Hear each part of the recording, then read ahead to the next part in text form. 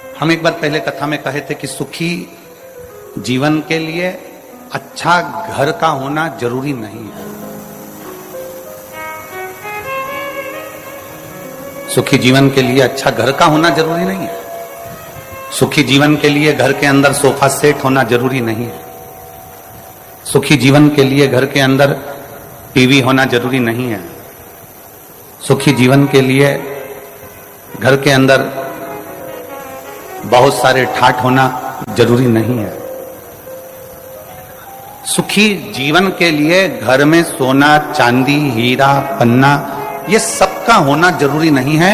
शिव महापुराण की कथा कहती है सुखी जीवन के लिए घर का माहौल अच्छा होना बहुत जरूरी है। सबसे ज्यादा जरूरी है घर का माहौल। सबसे ज्यादा जरूरी है घर की शांति।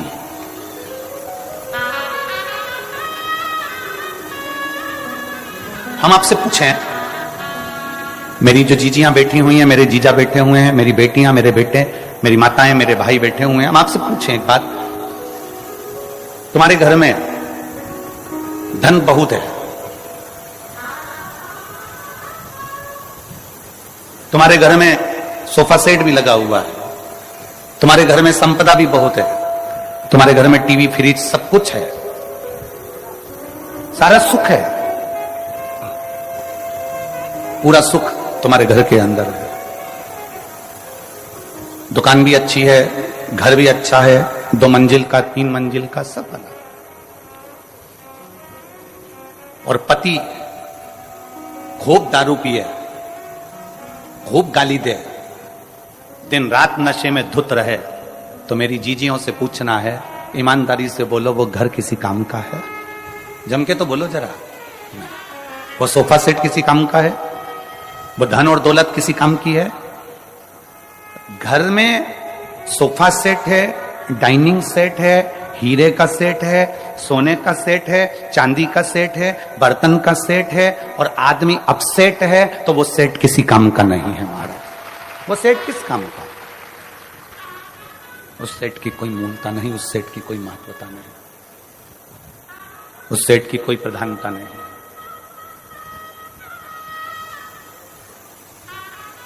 पति नशे में धुत रहे, पति दिन रात नशे में तल्लीन रहे, पति दिन भर नशे में लगा रहे, पति 24 घंटे नशे में डूबा रहे या गलत कार्य करता रहे, तो वो धन किस काम का है? वो संपदा किस काम की है? वो पैसा किस काम का है?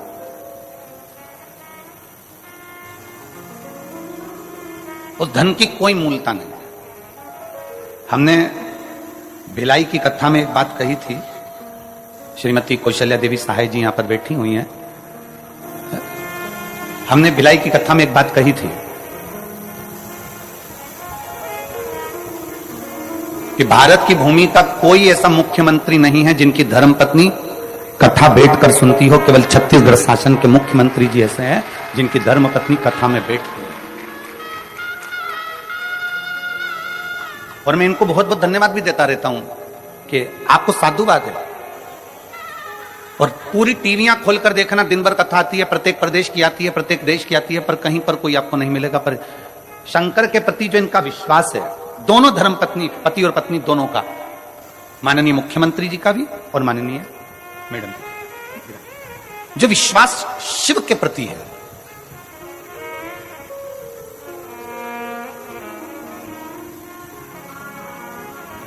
और दुनिया के लोग अपनी अपनी जगह पर, आप लोग तो अखबार में पढ़े होंगे, आप लोगों ने तो टीवी पर भी देखा होगा कि कई लोगों ने 1 लोटे जल पर भी कमेंट्स कर दिया कि 1 लोटे जल से क्या होता है। छत्तीसगढ़ का एक एक बच्चा जानता है कि 1 लोटे जल से क्या होता है। आप भी अभी चिल्लाकर बोलोगे क्या होता है? सारी समस्या का हल होता है। इसलिए 1 लोटा जल चढ़ा चढ़ा के छत्तीसगढ़ वालों ने समस्या ही खत्म कर दी है।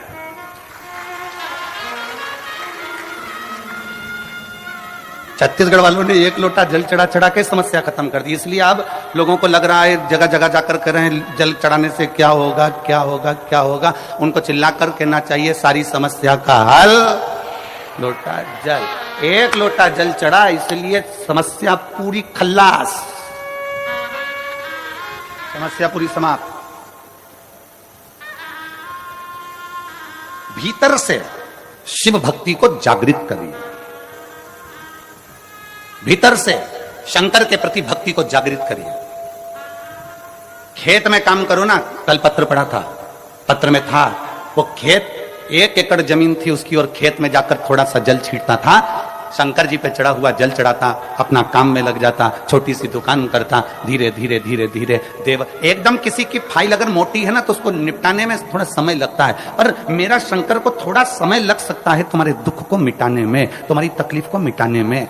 डिले कम करो, तुम्हारे दुख को मिटाने में, तुम्हारी तकलीफ को मिटाने में थोड़ा समय लग सकता है, थोड़ा समय लगेगा, पर धीरे धीरे धीरे धीरे वो दुख तुम्हारा, वो तकलीफ तुम्हारी, वो कष्ट तुम्हारा मिटती जाए, धीरे धीरे वो तकलीफ, वो कष्ट, दुख तुम्हारा समाप्त होते चले जाए।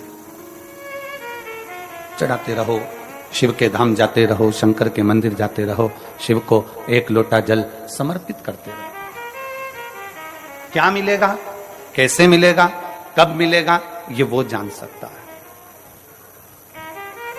उसके सिवाय कोई नहीं जानेगा। वो क्या करेगा, कैसे करेगा, ये उसके ऊपर निर्भर करता है।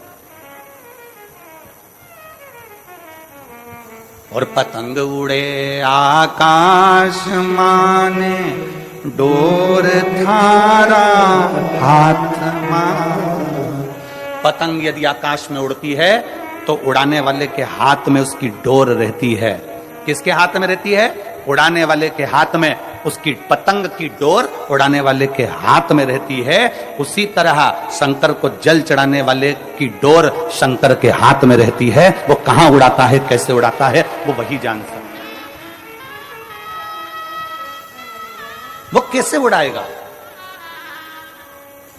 क्या करेगा, कैसे उसको आगे बढ़ाना है, कैसे उसको अग्रण्यता लाना है, ये उसके ऊपर निर्भर करता है।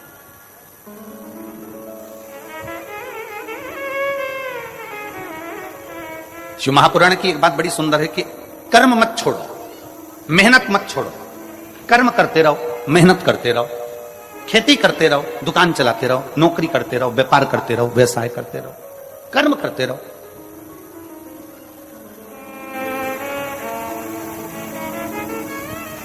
आज तक इस व्यासपीठ ने यह नहीं कहा कि तुम केवल शंकर जी के मंदिर में जाकर बैठ जाओ, अपना काम मत करो। बोला कभी? इस व्यासपीठ ने एक बात जरूर कही कि अपनी मेहनत करते रहना, अपना कर्म करते रहना, अपनी लगनता से काम करते रहना, खेत में जाओ, खलियान में जाओ, दुकान पर जाओ, मेहनत करो, सब कुछ करो, पर सबसे पहले अपने घर से निकलकर 1 लोटा जल भरकर शंकर जी का जो मंदिर पास में हो उसको ले जाकर चढ़ाओ, उसके बाद अपने काम में लग जाओ। क्यों? क्योंकि तुम जो काम करोगे, मेहनत करोगे, शंकर जी को 1 लोटा जल चढ़ाकर अगर करोगे तो शंकर तुम्हारी मेहनत को 4 चांद लगा देगा और उसका फल जरूर देगा। मेहनत करो, कर्म करो। ये व्यासपीठ कभी ऐसा नहीं कहती कि कर्म मत करो। भगवान शंकर ने अपने दोनों बेटों से कहा जो पृथ्वी की परिक्रमा कर आएगा उसको प्रथम गिनती में गिना जाएगा। अगर शंकर जी चाहते तो अपने बेटे को राज सिंहासन दे देते कि मैं कार्तिकेय को पृथ्वी का अधिपति बनाता हूं, मैं गणेश जी को पृथ्वी का अधिपति बनाता हूं, पर पहले भगवान शंकर पार्वती ने कर्म करवाया कि जाओ परिक्रमा कर आओ। पहले मेहनत करो, कर्म करो,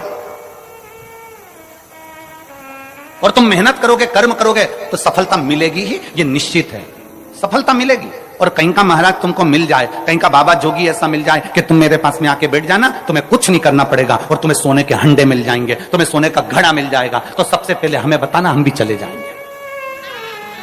दुनिया का कोई महाराज अगर तुमसे कहता है कि मेरे पास आकर बैठ जाओ, दुनिया का कोई बाबा जोगी तुम्हारे पास आकर कह दे कि तुम मेरे पास में आके बैठ जाओ, तुम्हारा दुख में काट दूंगा, तुम्हारा कष्ट में काट दूंगा, तुम्हारी तकलीफ में मिटा दूंगा, तो समझ लेना पक्का झूठ बोल रहा है। क्योंकि व्यक्ति को अपना कर्म जरूर करना पड़ता है, व्यक्ति को अपनी मेहनत जरूर करना पड़ता है। अब हम आपसे पूछें, आप सब अपना अपना गांव छोड़कर, नगर छोड़कर, घर छोड़कर बहुत दूर गाड़ियां खड़ी करवा दी और पैदल चलकर कथा के पंडाल में पहुंचे, मेहनत करी कि नहीं करी, कर्म करा कि नहीं करा? कर्म करा तो यहां तक पहुंचे हो,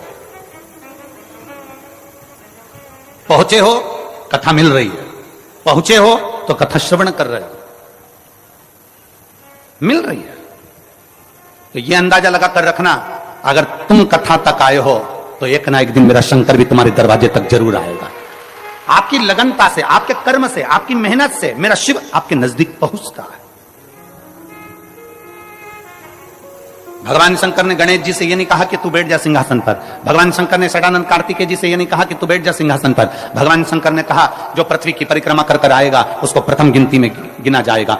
उसी को स्थान मिलेगा जो मेहनत कर रहा है, उसी को स्थान मिलेगा जो परिश्रम कर रहा है। जो मेहनत ही ना करे, परिश्रम ही ना करे तो क्या मतलब?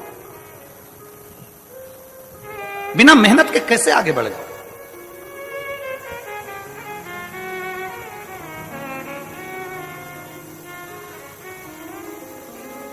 राजा विक्रमादित्य की एक कथा आती है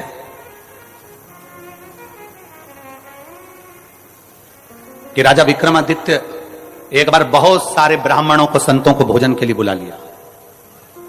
संत ब्राह्मण भोजन करे और विक्रमादित्य ने पूछ लिया कि दुनिया का सबसे बड़ा दानी कौन है?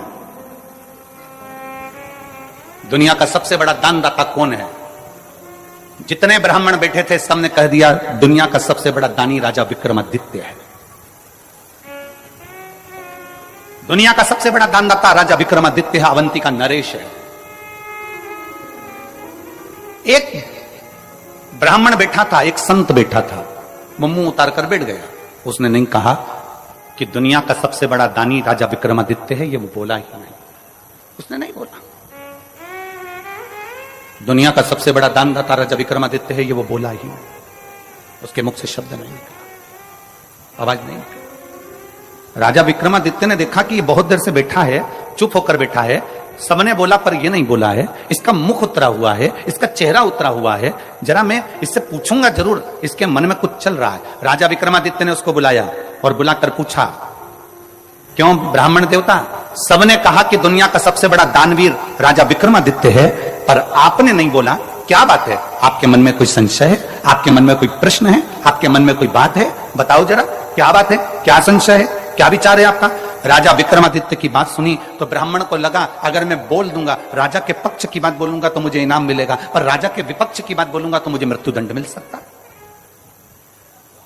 अगर मैं राजा के विपक्ष का बोल दूं और राजा को बोल दूं कि आप सबसे बड़े दानी नहीं हो, तो हो सकता है मुझे मृत्युदंड मिल जाए, हो सकता है कि मुझे मृत्युदंड मिले। नहीं नहीं महाराज, ऐसी कोई बात नहीं है। राजा विक्रमादित्य ने कहा, नहीं महाराज, आप ब्राह्मण होकर झूठ नहीं बोल सकते। अगर ब्राह्मण होकर झूठ बोल रहे हो तो यह श्रेष्ठता नहीं है तुम्हारी।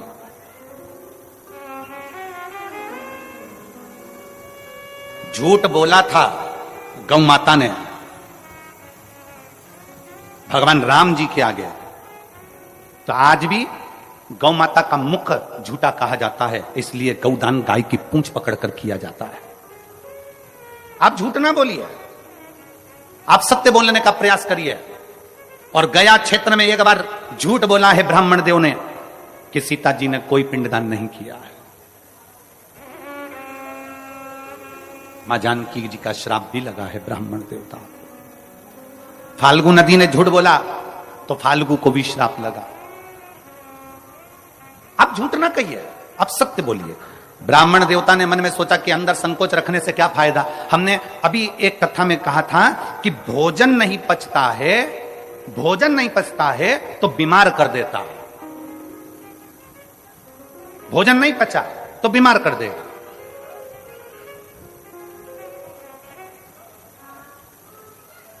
यदि भोजन नहीं पचा तो हमको बीमार कर देगा, और किसी की बात नहीं पची तो चुगलखोर बना देती है।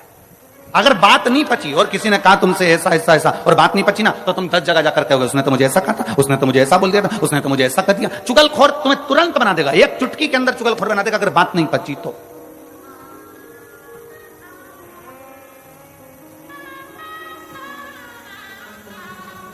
धन नहीं पचा तो तुम्हें अहंकारी बना देगा। अगर तुम्हारे पास में धन आना चालू करा, पैसा आना चालू हुआ, धन संपदा आना चालू हो गई, तुम्हें पद प्रतिष्ठा मिल गई और तुम्हारे घर में अगर धन आने लगा तो धीरे धीरे अगर पचा नहीं वो तो तुम्हें अहंकारी बना देगा। अभिमान के शब्द निकलने लगेंगे, अभिमत्ता के शब्द निकलने लगेंगे, अहमता के शब्द निकलने लगेंगे, अभिमत्ता के शब्द निकलने लगेंगे। भोजन नहीं पचा बीमार कर देगा, बात नहीं पची चुगलखोर बना देगी, और धन वैभव सत्ता नहीं पची तो तुम्हें अहंकारी बना देगी। अभिमत्ता अहम तुम्हें प्रदान कर दे, अहंकार।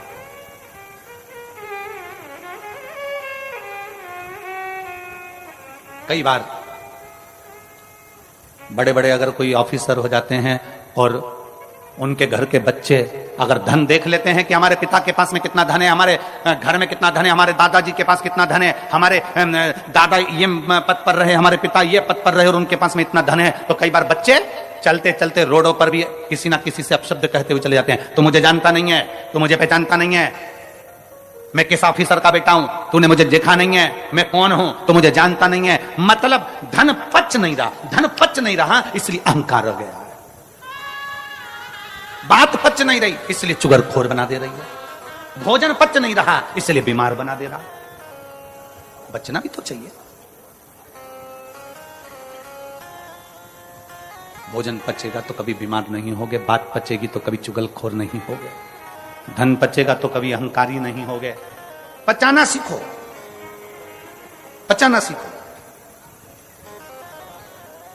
विक्रमादित्य जी के सामने राजा के सामने ब्राह्मण खड़ा और ब्राह्मण ने पूछ रहे हैं, राजा विक्रमादित्य पूछ रहे हैं, तुम्हारे मन में कोई बात है, जल्दी बोलो, क्या बात है। इतने में उसने कहा, सरकार मैं बोल तो दूंगा, महाराज मैं बता तो दूंगा, पर आप मुझ पर नाराज तो नहीं होगे। राजा विक्रमादित्य ने कहा, मैं नाराज नहीं होऊंगा, तुम बताओ बात क्या है। राजा विक्रमादित्य के सामने ब्राह्मण ने कह दिया, महाराज तुम कहते हो कि दुनिया के सबसे बड़े दानी कौन।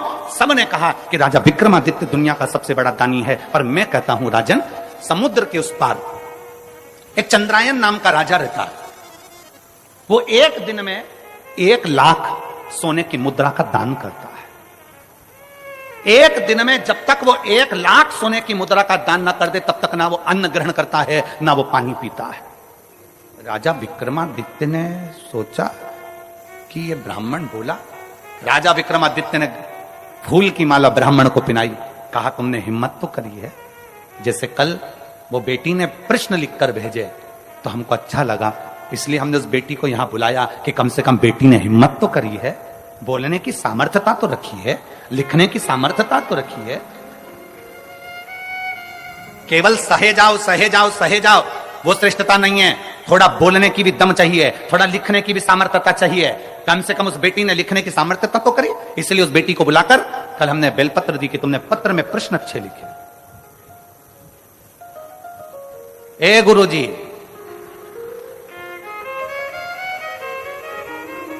कम से कम उसने लिखने की सामर्थ्यता तो रखी, उसकी प्रसन्नता है, हमको बहुत बहुत प्रसन्नता है, उसके लिए बहुत साधुवाद है। ऐसी बेटियों के लिए तो तुमको ताली ठोकर बहुत जोरदार स्वागत करना चाहिए कि उनकी प्रसन्नता है, आपके मन का बल तो सामने प्रकट हुआ।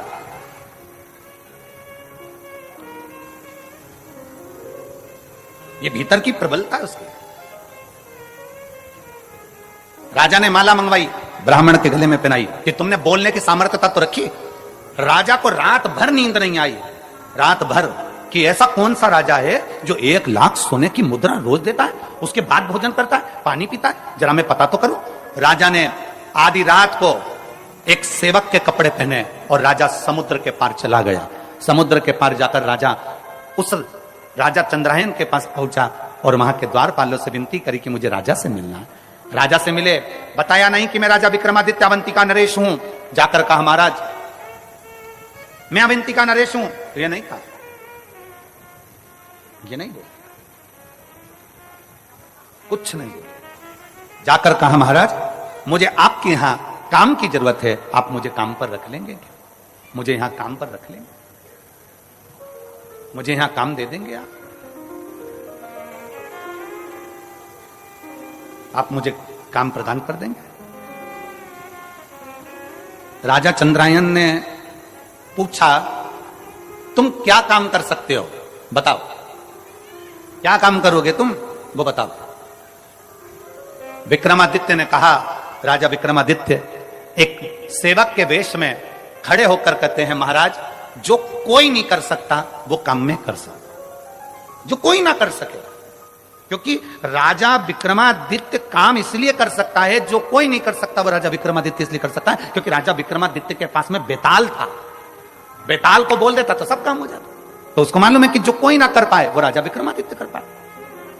ठीक है, राजा चंद्रायन को प्रसन्नता हो गई कि ऐसा सेवक मुझे मिल गया। द्वारपाल लगा दिया, उसको दरवाजे पर खड़ा कर दिया। राजा विक्रमादित्य दरवाजे पर खड़े थे। सुबह सुबह ब्रह्म मुहूर्त में राजा चंद्रायन उठते और उठकर नहाने के लिए समुद्र पर जाते। समुद्र में नहाकर एक देवी के मंदिर में जाते। देवी के मंदिर में जाकर प्रणाम करते मां को, और प्रणाम करने के बाद एक खोलता हुआ तेल, उकलते हुए तेल में राजा चंद्रायन उसके अंदर तेल में बैठ जाते। बैठते बैठते तेल में राजा चंद्रायन का पूरा शरीर जल जाता, पूरा शरीर पक जाता। तब कई योगनियां आती, उस देवी के मंदिर से कई योगनियां आकर उसको नोच नोच कर खाती, और खाते ही राजा चंद्रायन के ऊपर देवी मां उसी समय पर बाहर निकलती मंदिर से, हाथ में जल लेकर राजा चंद्रायन पर छींटती, और राजा चंद्रायन वापिस जीवित हो जाता, और देवी उसको 1 लाख सोने की मुद्रा दे देती, और राजा वो सोने की मुद्रा ले जाकर दान दे देता। विक्रमादित्य ने ये देख लिया, राजा विक्रमादित्य ने ये देखा, राजा विक्रमादित्य ने ये जाना कि ये देवी के मंदिर में आता है, वो पानी में उकलता, तेल में उकलता है, उकलने के बाद देवी जी इसको 1 लाख सोने की मुद्रा दे देती है। अब राजा विक्रमादित्य ने विचार करा, बस देखना था कि मुद्रा आती कहां से। राजा विक्रमादित्य सुबह दूसरे दिन खुद पहुंच गया। राजा उठकर जाता, उससे पहले विक्रमादित्य गया। विक्रमादित्य जाते से ही स्नान करा, देवी को प्रणाम करा, खोलते तेल में खुद बैठ गया, उसका शरीर जला। जलने के बाद देवी प्रकट हुई, देवी ने प्रकट होकर जल छीटा, विक्रमादित्य जीवित हो गया। जीवित हुआ, देवी ने 1 लाख सोने की मुद्रा राजा विक्रमादित्य को देना चाहिए। राजा विक्रमादित्य ने कहा, मां मुझे ये सोने की मुद्रा नहीं चाहिए। राजा फिर गया, नहाया, नहा के फिर खोलते तेल में कूद गया, वापिस कूदा, देवी ने फिर जीवित कर दिया। देवी जी ने फिर सोने की मुद्रा दी 1 लाख। राजा ने कहा, मुझे सोने की मुद्रा नहीं चाहिए। फिर गया, फिर नहाया, फिर कूद गया खोलते हुए तेल में। 7 बार राजा विक्रमादित्य खोलते हुए तेल में बार बार गिर रहा था। 7 बार राजा विक्रमादित्य खोलते हुए तेल में जा रहा था। आखिरी में जब खोलते तेल में जाने लगा 8वीं बार, तब देवी ने उसका हाथ पकड़ लिया। अरे विक्रमादित्य, तुझे चाहिए क्या, वो तो बोल। राजा विक्रमादित्य ने कहा, मां तू मुझ पर दया करती है ना, तो जिस थैली में से तू 1 लाख मुद्रा रोज देती है, वो थैली मुझे दे दे मां, वो थैली मुझे दे। जिस 1 लाख मुद्रा तू जिस थैली में से रोज देती है, वो थैली मुझे दे दे। राजा विक्रमादित्य के हाथ में जगत जननी दुर्गा भवानी ने थैली दे दी। उसी समय मंदिर गायब हो गया, उसी समय मंदिर समुद्र में डूब गया, उसी समय पर सारी वो कड़ाव तेल का चले गया। इतनी देर में राजा विक्रमादित्य तो चले गए, इतने में चंद्रायन राजा आए। चंद्रायन राजा ने देखा, क्या तो देवी का मंदिर ही नहीं है, समुद्र में चले गया, ना तो कोई खोलता हुआ तेल है ना कुछ है। राजा चंद्रायन घर पहुंचे और उनकी आंख में जल पड़ा था, पलंग पर सो गए, बीमार पड़ गए, चिंता में पड़ गए। मेरा नियम टूट जाएगा, मैं 1 लाख सोने की मुद्रा दान करता था, मेरा पूरा की पूरा नियम आज समाप्त हो जाएगा। 1 लाख सोने की मुद्रा दान करता था, आज मेरा पूरा नियम समाप्त हो जाएगा। पूरा पूरा क्या करूं मैं, क्या करूं, क्या करा जाए, कैसे करा जाए। बीमार पड़ा राजा, राजा बीमार, पूरे नगर में सूचना हो गई, पूरे नगर में।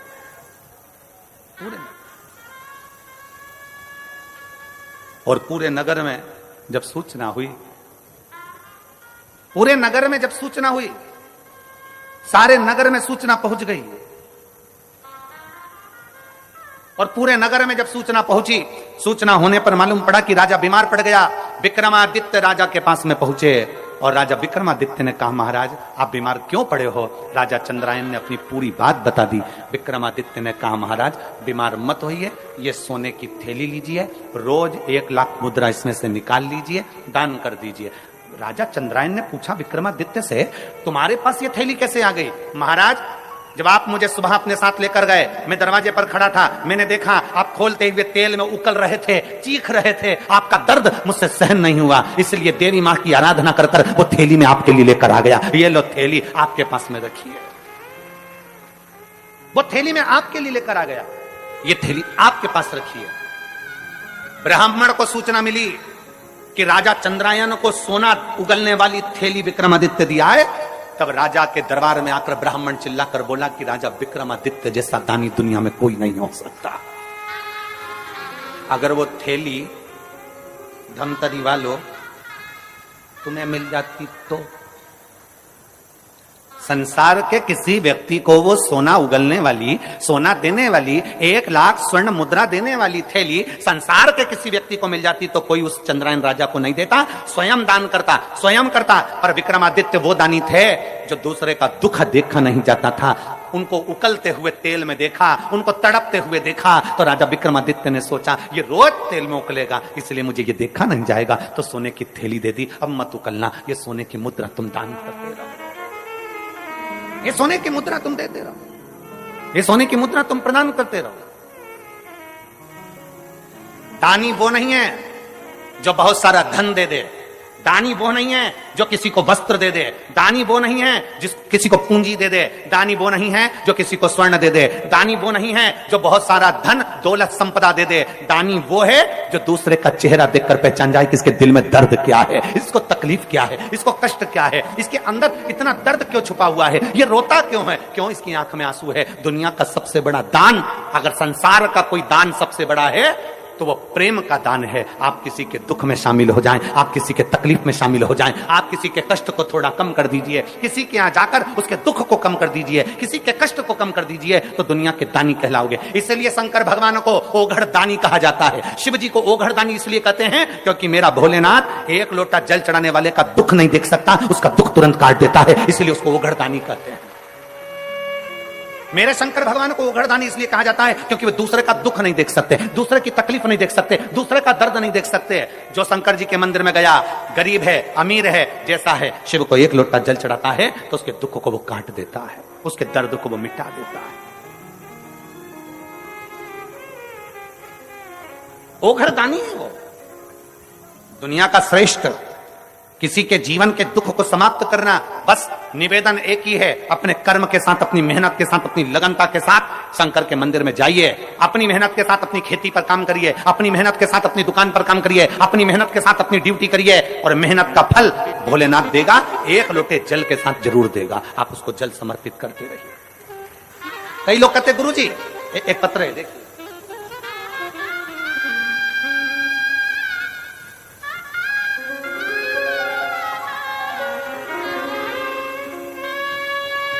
मैं नेहा मुकेश शुक्ला, निवास ग्राम मावली पारा, तहसील सरोना, जिला कांकेर की निवासी हूं। कहीं बैठी हैं तो हाथ हिला सकती हैं अगर कहीं बैठी हूं। मैं नेहा मुकेश शुक्ला, निवास ग्राम मावली पारा, तहसील सरोना, जिला कांकेर की निवासी हूं। कहीं बैठी हो तो हाथ हिला सकती हूं अगर कहीं बैठी हो तो हाथ हिला सकती हूं। महाराज जी, 2012 में मेरी शादी हुई, 10 वर्ष निकल चुके थे, 11वां वर्ष चल रहा था महाराज जी, पर मेरे घर में संतान का सुख नहीं था। हमारे यहां संतान नहीं थी। गुरुदेव, 10 वर्ष तक 3 बार डॉक्टरों के कहने पर हमने आईवीएफ करवाया, 3 बार हमने डॉक्टरों के कहने पर आईवीएफ करवाया, और 3 बार डॉक्टरों के कहने पर जब आईवीएफ के माध्यम से भी संतान प्राप्त करना चाहते थे, लेकिन असफल रहे। आपके कथा शिव महापुराण टीवी के माध्यम से सुनना, जिसमें आप हमेशा पशुपतिनाथ और सफेद आंकड़े की जड़ का जिक्र किया करते हैं। मैंने फिर आपके कहने पर पशुपतिनाथ का उपवास किया और सफेद आंकड़े को अपने कमर में बांधा, फिर भी असफलता ही हुई। लेकिन शिव में अटूट विश्वास के कारण मैंने फिर एक बार पशुपति व्रत किया, जिसमें मुझे संतान प्राप्त हुआ। मैं बाबा को यहां धन्यवाद देने के लिए आई हूं गुरुदेव, कि दुनिया का कोई व्यक्ति नहीं कर पाता जो देवाधिदेव महादेव कर जाता है। गुरुदेव, मैं नेहा मुकेश शुक्ला आज आपको प्रणाम करने और बाबा भोलेनाथ को नमन करने के लिए आई हूं कि मेरे बाबा ने 4/7/2023 को मेरे भोलेनाथ की कृपा से, जब मैंने 3 बार आईवीएफ करवाया, वो सफल नहीं हुआ, कोई इलाज सफल नहीं हुआ, जब 1 लोटा जल और आंकड़े की जड़ से 4/7/2023 को मेरे घर में बेटे ने जन्म लिया, जिसका नाम मैंने शिवांश रखा है। मैं बाबा को यहां धन्यवाद देने के लिए आई हूं। कहीं बैठी हो और अगर अपने बेटे को लेकर आई हो तो व्यासपीठ पर आ सकती हैं एक बेलपत्र लेने के लिए। अगर कहीं बैठी हो तो बेटे को लेकर आ सकती है। एक लाइन अच्छी लिखी है, आप और हम गुनगुनाते हैं। भोलेनाथ दया करना, मैं तेरे भरोसे,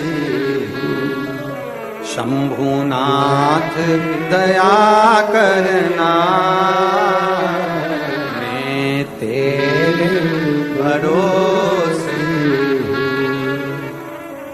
ना घर के भरोसे हूँ, ना परिवार के भरोसे हो, आप भी बोलिए। ना घर के भरोसे ना परिवार के भरोसे मेरे बाबा दया करना, मैं तेरे भरोसे भोले बाबा दया करना, मैं तेरे भरोसे। आप उस पर आश्रित हो जाओ, और जब हम उस परमात्मा पर आश्रित हो जाते हैं तो वो परमात्मा हमें मिलता जरूर है। जब हम परमात्मा पर आश्रित हो जाते हैं तो परमात्मा सुनता जरूर है।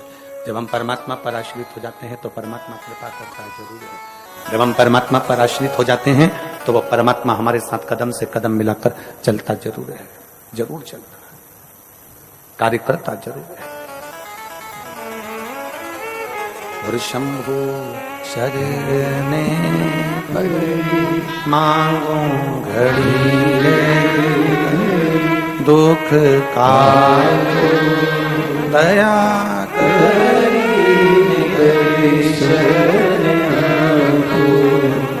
कृपा क्यों ना। आप उस पर आश्रित हो जाओ पूर्ण भरोसे के साथ, पूर्ण श्रद्धा के साथ।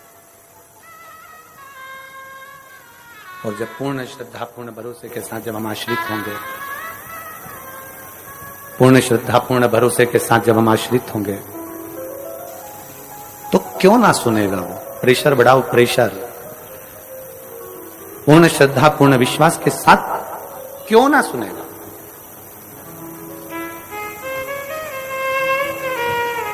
एक विश्वास अपने भीतर जागृत करिए, एक भरोसा अपने भीतर जागृत करिए, एक दृढ़ता अपने भीतर जागृत करिए। कर्म करने में पीछे ना हटिए, मेहनत करने में पीछे ना हटिए। कल एक बेटी से मिलना हुआ, प्रसाद बना रही थी, वो अपने माता वगैरह के साथ आई थी। हमने पूछा पढ़ाई कर रही हो गुरुदेव? एक बार मैंने प्रयास करा कंपटीशन एग्जाम का, 2 बार प्रयास किया, फिर मैंने छोड़ दिया, अब मैं एग्जाम वगैरह नहीं दिया। मैंने कहा ठीक है। हमने कहा चाय पीती हो? वो हंसकर बोली कि गुरुजी ऐसी बात पूछ रहे हो, चाय नहीं पीते क्या हम? हमने कहा चाय पीती हो? कहां? हमने कहा एक आध बार तुम्हारी जीवान जली है? कहा गुरुजी एक आध बार, कम से कम कई बार हमारी जीवान जल गई चाय से। तो हमने कहा चाय पीना छोड़ दी?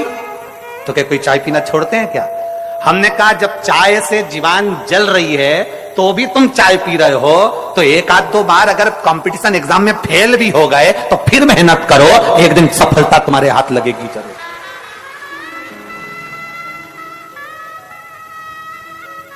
कितने लोग हैं यहां जिनकी चाय पीने से जीवान जली होगी? बोलो जली कि नहीं जली? 1-2 बार तो जली होगी जो चाय पीते होंगे।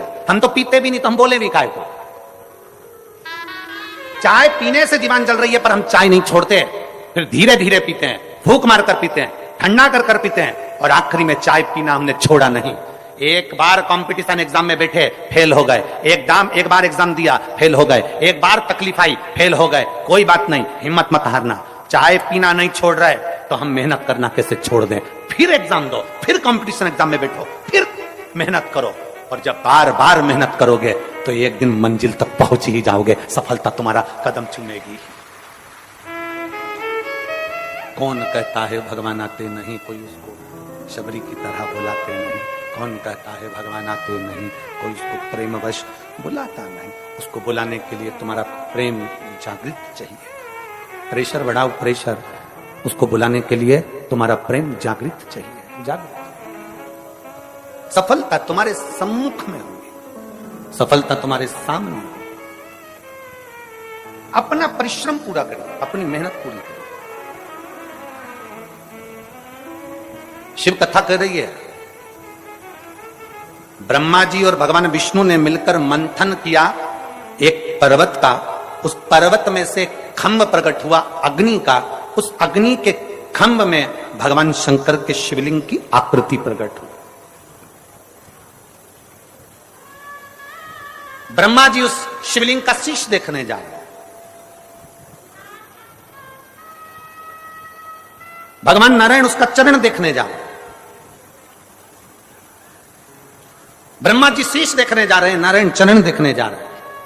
नारायण को चरण नहीं मिले, वापिस आ गए। ब्रह्मा जी ऊपर जाते जाते गौ माता को ले आए, केतकी के पुष्प को ले आए, केतकी का पुष्प लेकर आ गए।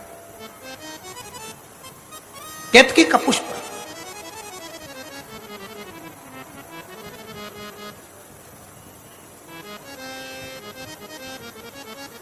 जिस केतकी के पुष्प को सबसे ज्यादा अहंकार था, जितनी चीजों को अहंकार होता है शंकर उसको स्वीकार नहीं करते, शंकर भगवान उसको स्वीकार नहीं करते। कामदेव को अहंकार था, कामदेव को अहंकार था कि मैं सबकी समाधि को तोड़ सकता हूं, कामदेव का अहंकार था कि मैं बड़ा सुंदर हूं। रति के पति कामदेव अपने आप को कहते हैं कि मेरी सुंदरता बड़ी प्रबल है। शंकर नेत्र खोलकर उस कामदेव को जलाकर भस्म कर देते हैं। चंद्र को अहंकार था सुंदरता का, काया का रोग हो जाता है और चंद्र उसको मस्तक पर स्वीकार कर लेते हैं। गंगा को अहंकार था कि मुझ में वो वेग है कि पृथ्वी पर कोई मुझे झेल नहीं सकता। शंकर भगवान से भागीरथ जी ने कहा कि गंगा पृथ्वी पर आए। गंगा पृथ्वी किसके लिए आई? गंगा गंगा या मृत्यु लोक में आई किसके लिए? कि पुत्र सगर के तारे, राजा सगर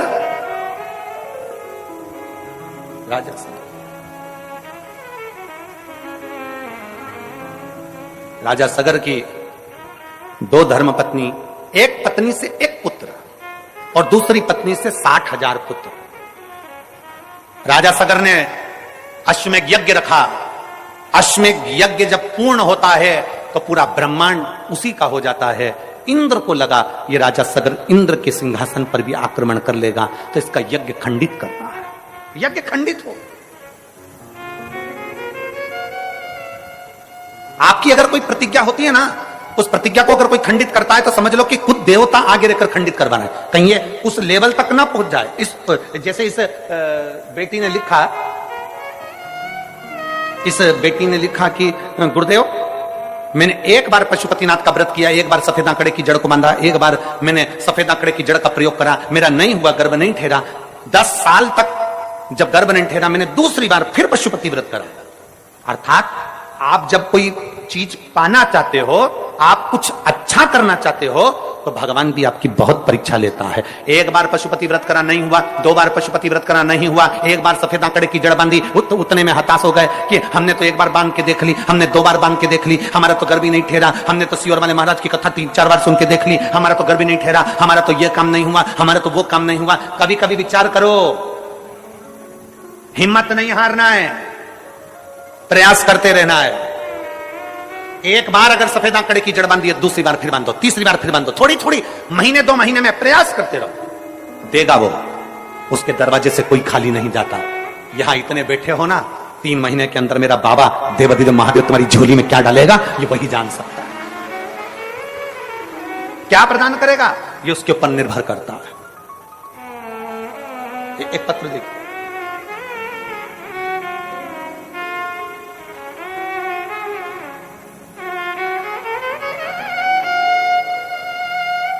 बाबा मेरा नाम लक्ष्मी यादव है, पति श्री कन्हैया यादव, ग्राम देव डोंगर दुधावा, सामतरा सरोना तहसील सरोना, जिला कांकेर, छत्तीसगढ़ के रहने वाली हैं। कहीं बैठी हो तो हाथ हिला सकती हैं। आप ही हैं? ऐसा हाथ हिला देगा। श्री शिवाय नमस्तुभ्यं। बच्चा आया है साथ में, क्लोज करिए जरा कैमरा। हाँ ठीक है, ले आइए, आ जाओ, ले आओ। सरोना जिला कांकेर, छत्तीसगढ़ की रहने वाली हूं गुरुदेव। मैं पशुपतिनाथ के व्रत का क्या वर्णन करूं गुरुदेव। शादी के बाद कई साल निकल गए पर हमारे घर में बच्चा नहीं हुआ गुरुदेव। हमारे को कई लोग कुछ ना कुछ कहते रहते थे। मेरी घर के, चाहे मेरी चाची हो, चाहे मेरे घर के लोग हों, सब मुझसे कहते थे तू इतना पूजन पाठ करती है तो भी तू बांझ की बांझी है, तेरे घर में औलाद तक नहीं है। क्या फायदा ऐसी पूजन करने से?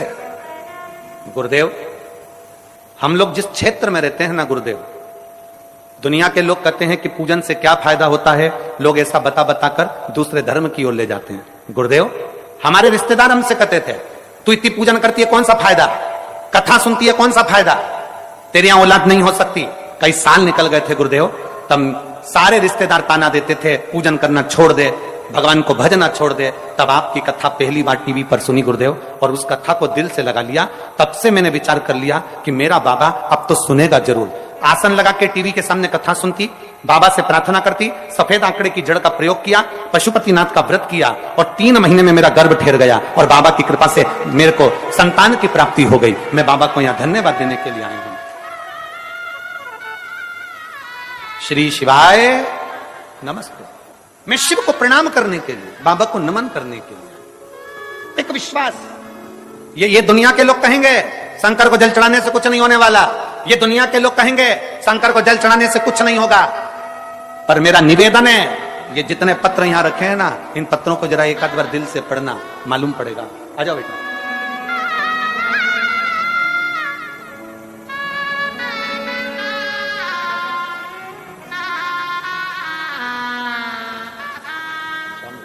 बधाई हो बेटा, बहुत बहुत। शंभू शंभू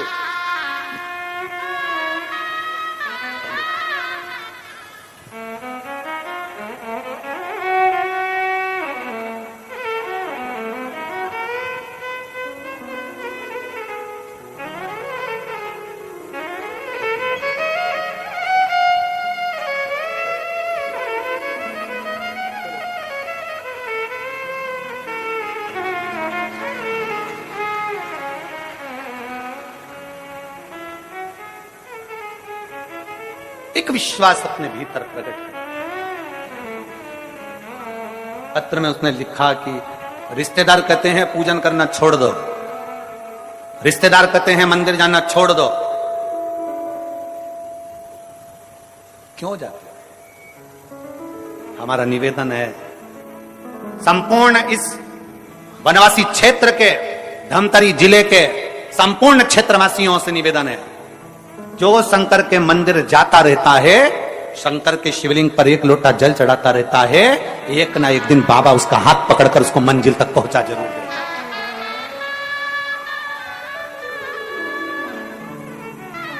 कहेंगे लोग, बहुत कहेंगे, बहुत। अब तो दुनिया के लोग, अब तो बड़े बड़े जो चले गए ना, बड़े बड़े पद पर बैठे थे, अब जिनके नाम के आगे भूत लग गए, उनको भी तकलीफ हो रही। एक लोटा जल से क्या होगा? क्या होगा एक लोटे जल से? हमारा निवेदन है, अगर तुम चढ़ाते रहते तो तुम्हें मालूम पड़ता कि एक लोटा जल क्या कर सकता है। एक लोटा जल क्या कर सकता है? एक लोटे जल में कितना बल होता है, एक लोटे जल में कितना तत्व होता है। कभी आप सब लोग मोबाइल चलाते हो, यूट्यूब पर सर्च करिएगा, गूगल पर सर्च करिएगा, फेसबुक पे सर्च करिएगा कि गिलास के जल में और लोटे के जल में क्या अंतर होता है। गिलास का जल पीने से पेट में कितनी बीमारी आती है, और लोटे का जल पीने से पेट की कितनी बीमारी जाती है, जरा नेट पर सर्च करिएगा। मत मानो आप शिव पुराण की, मत मानो आप वेद और पुराण की, आज के विज्ञान से जुड़ो और आज के साइंस से जुड़ो। साइंस और विज्ञान की बात निकालिए कि लोटे के जल में ऐसा क्या हो जाता है कि लोटे का जल पीने वाले की सारे पेट की बीमारियां समाप्त हो जाती है। लोटे का जल में ऐसा क्या हो जाता है कि लोटे का जल पीने वाले की सारी तकलीफें समाप्त हो जाती है। आप मत मानो शिव पुराण की बात, आप मत मानो वेद और पुराण की बात, आप तो विज्ञान की बात मानो, आप साइंस की बात मानो, और विज्ञान और साइंस को उठाओ और देखो कि गिलास के जल में और लोटे के जल में कितना पावर है। गिलास के जल में 0 बराबर का पावर होता है, और लोटे के जल का जब हम शंकर को चढ़ाकर उसका आचमन करते हैं, जब लोटे का जल पीते हैं, तो शरीर के जितने रोग हैं वो धीरे धीरे अपने आप समाप्त होना चालू हो जाते हैं, अपने आप। आजकल वैज्ञानिक का युग है, साइंस का युग है, तो निकालो ना अपना अपना मोबाइल खोलो और खोल कर देख लो, गूगल में सर्च करो, फेसबुक पे सर्च करो, निकालो उसमें कि लोटे के जल से होता क्या है, गिलास के जल से होता क्या है, गिलास का जल क्यों नहीं पीना चाहिए। शंकर भगवान को जब लोटे का जल चढ़ता है तो उसका आचमन करने से हमारी कितनी बीमारियां चली जाती है। पेट का ऐसा कौन सा रोग है, क्यों कहते हैं हम कि भगवान शंकर को चढ़े हुए जल का आचमन करो। कई लोगों की गांठें समाप्त हो गई, किसी की बच्चेदानी की गठान समाप्त हो गई, किसी की कोई गठान समाप्त हो गई, क्यों? कल के पत्र में कृष्ण कल के पत्र में एक बहुत सुंदर बात थी, देखिए ये कल के पत्र में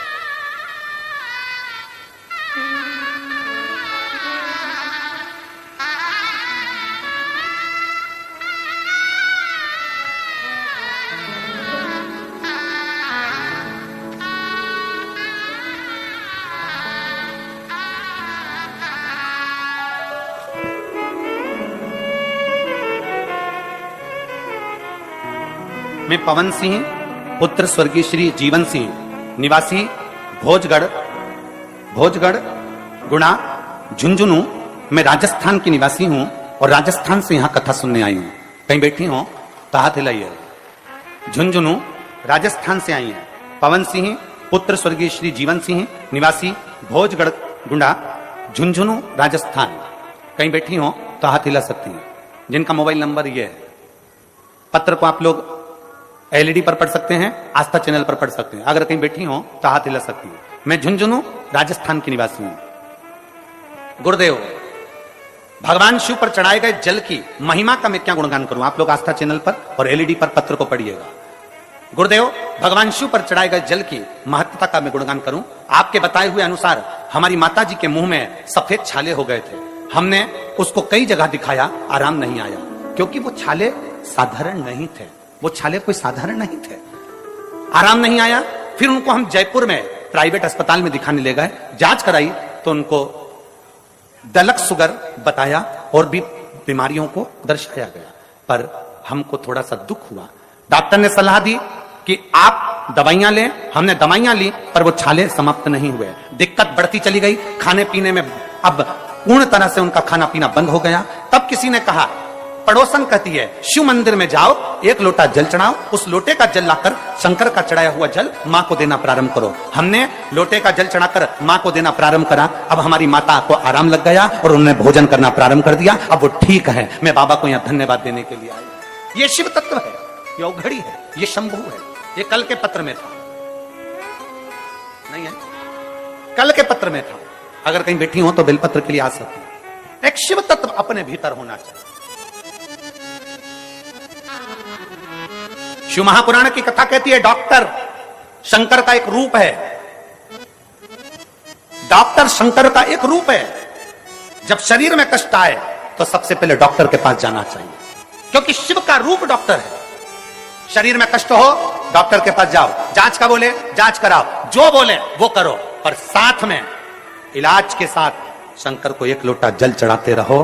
क्योंकि डॉक्टर भी आखिरी में कह देता है कि अब इनको दुआ की जरूरत है, तो वो दुआ हमको चाहिए।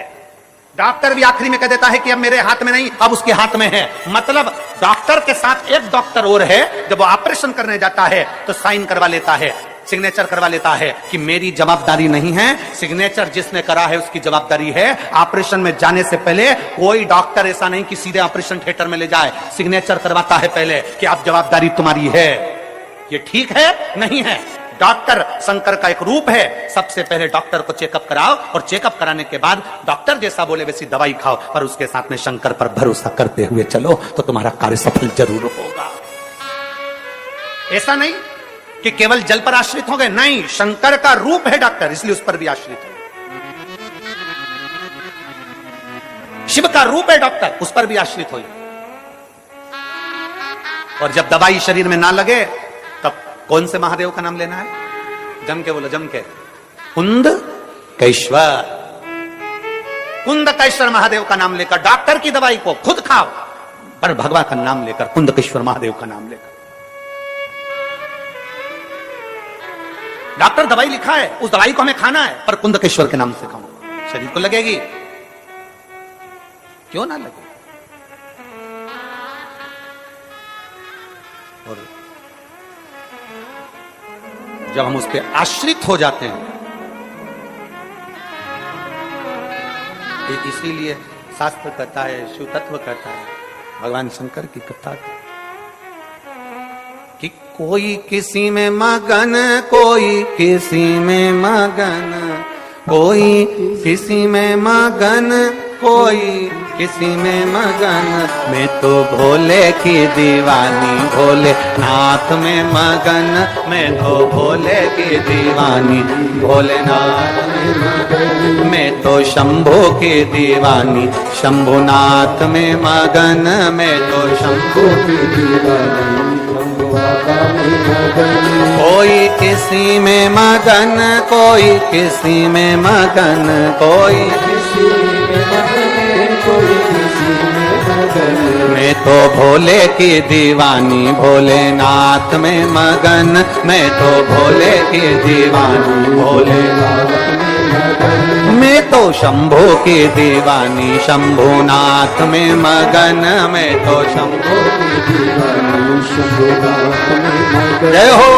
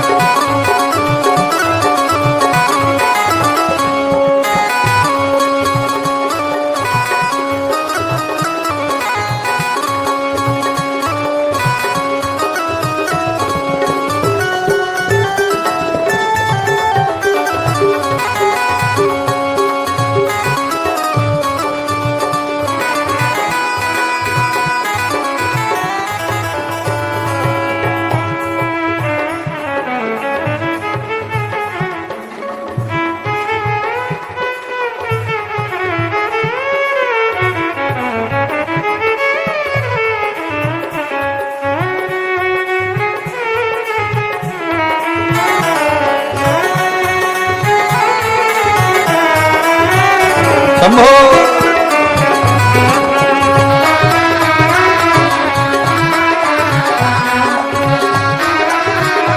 कोई कोठी में मगन, कोई बंगले में मगन, कोई कोठी में मगन, कोई बंगले में मगन, कोई कोठी में मगन, कोई बंगले में मगन, कोई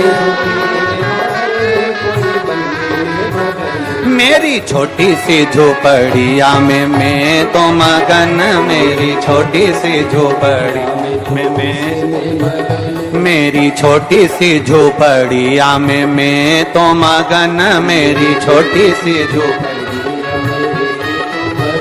कोई किसी में मगन, कोई किसी में मगन, कोई किसी में मगन,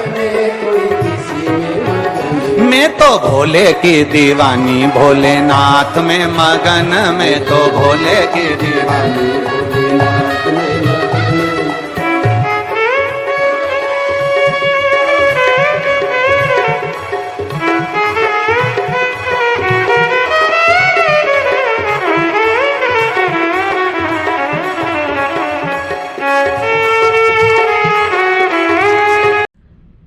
ओम नमः शिवाय, श्री शिवाय, नमस्तोभ्यम। स्वागत है आपका शिव शक्ति आस्था चैनल पर। तो दोस्तों, नए साल की बहुत बहुत शुभकामनाएं। दोस्तों, 2 जनवरी 2025 की यह कथा है। आप लोग इस कथा को श्रवण कीजिए और कथा को श्रवण करते ही पूज्य गुरु जी ने बहुत ही आसानी से बहुत ही सरल उपाय के बारे में बताया है। तो दोस्तों, इस उपाय को करके आप अपना जीवन धन्य बनाइए।